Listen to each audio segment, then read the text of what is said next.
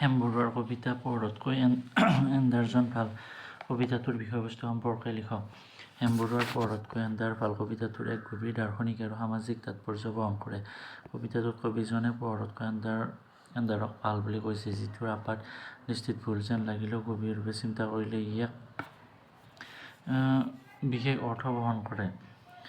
কবিতাটোত কবিজনে পোহৰৰ দ্বাৰা প্ৰকাশিত বাহ্যিক শোভা আৰু চাকচিক্যৰ বিপৰীতে আন্ধাৰ সৃষ্টি কৰা এক অন্তৰ্মুখী গভীৰ আৰু সত্য উপলব্ধক প্ৰকাশ কৰিব বিচাৰিছে। আধুনিক জীৱনৰ প্ৰতিফলনেৰে হেমবৰুৱাৰ কবিতা পঢ়তকৈ এন্ধাৰ ভালে আজিলৈকে কাব্যমোদী অসমীয়া পাঠকৰ মন আকৃষ্ট কৰি আহিছে। সমাজ, শিক্ষা, ৰাজনীতি এই ত্ৰিবিষয়ত পাৰদৰ্শী এইগৰাকী অনুভৱী শিক্ষিত লেখক আৰু ৰাজনীতিবিদে নিজৰ বিভূষ্ট জীৱনৰ সঞ্চিত অমূল্য সম্পদৰাশিক নিজৰ কাব্য সৃষ্টিসমূহ সিঁচৰিত কৰি দিছিল। দেশ তথা বিদেশৰ ইতিহাসৰ অধ্যয়নকাৰী তথ্যজ্ঞাত হিচাপে এই অধ্যয়নশীল মনৰ কবিগৰাকীৰ ৰচনাত কেৱল প্ৰাচ্যই নহয় বৰঞ্চ পাশ্চাত্য আৰু সমগ্ৰ চাহিত্যৰ অধ্যয়নৰ ভিতৰুৱা আছিল। লোকস্ব কবিতা পঢ়তকৈ এন্ধাৰজন ভাল কবি হেমবৰুৱাৰ এক বিশিষ্ট কাব্য সৃষ্টি। ইয়াত কবিয়ে ইংগিতময় ভাষাৰে অতীতৰ সমাজ আৰু জীৱন চিন্তাৰ লগত আধুনিক সমাজ আৰু ব্যক্তি চিন্তাৰ পাৰ্থক্য নিৰ্ণয় কৰিবলৈ প্ৰয়াস কৰিছে। তেওঁৰ এই অন্বেষণৰ ফলাফলে কিছুমান উদ্বেগজনক চিত্ৰ প্ৰদৰ্শন কৰে, য'ত অতীতৰ তুলনাত পৰিশীলিত আৰু সংস্কাৰিত আজিৰ আধুনিক সমাজখনে মানুহ আৰু মানৱীয়তাৰ বাবে কোনো ধৰণৰ আশাবঞ্চক বাণী কঢ়িয়াই অনা নাই। তাৰ পৰিৱৰ্তে আধুনিক সময়ৰ মানুহে প্ৰত্যক্ষ কৰিছে উন্মাদ বাসনা এৰা আধুনিক বিশ্বৰ তথাকথিত শক্তিশালী নেতৃত্ব, স্থানীয় ব্যক্তি কিছুমানৰ দম্ভ অহংকাৰে বিশ্বৰ হাজাৰ হাজাৰ লাখ লাখ মানুহৰ জীৱনলৈ মৃত্যুৰ তাণ্ডৱ নমাই আনিছে। কবিতাটোৰ প্ৰথম স্তবকটো হ'ল: সময়ৰ ভলুকা ৰাশিত পদচিহ্ন ৰাখা উন্মাদ বাসনা আমাৰ নাই, আমি বুৰঞ্জীৰ শিলাখণ্ডৰ জীৱন্ত সূচীল। কবিয়ে বিশ্বৰ সৰ্বাংগীন মংগলৰ বাবে আশা কৰে। তেওঁৰ দৃষ্টিত পৃথিৱীৰ সকলো ৰাষ্ট্ৰ সকলো সম।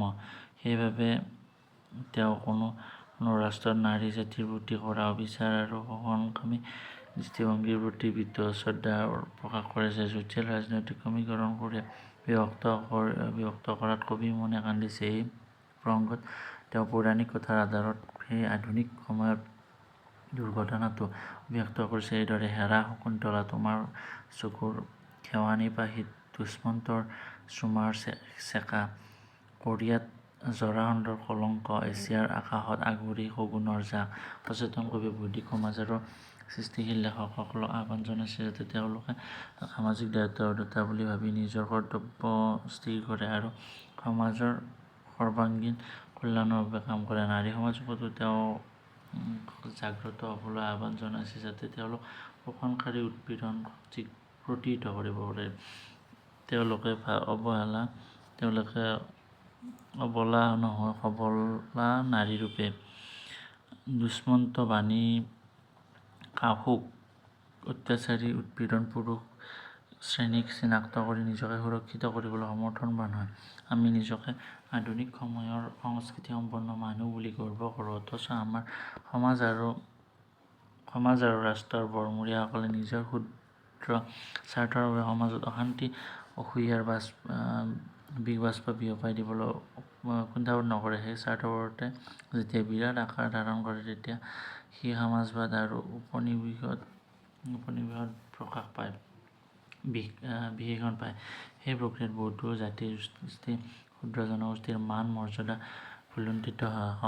সাম্ৰাজ্যবাদী আৰু উপনিবেশবাদ প্ৰভুৰ দালালতৰ হাতত এনেকৈ বহুত উন্নত সভ্য জাতি বা ৰাষ্ট্ৰই বিশ্বব্যাপী আতংক সৃষ্টিকাৰী ধ্বংসাত্মক অস্ত্ৰ প্ৰয়োগ কৰিবলৈ ইচ্ছাবোধ নকৰে।